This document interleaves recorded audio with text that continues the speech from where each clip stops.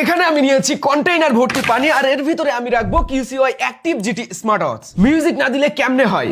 আরে ক্লিয়ার শোনা যাচ্ছে। সিরিয়াসলি এটা ঘড়ির সাউন্ড?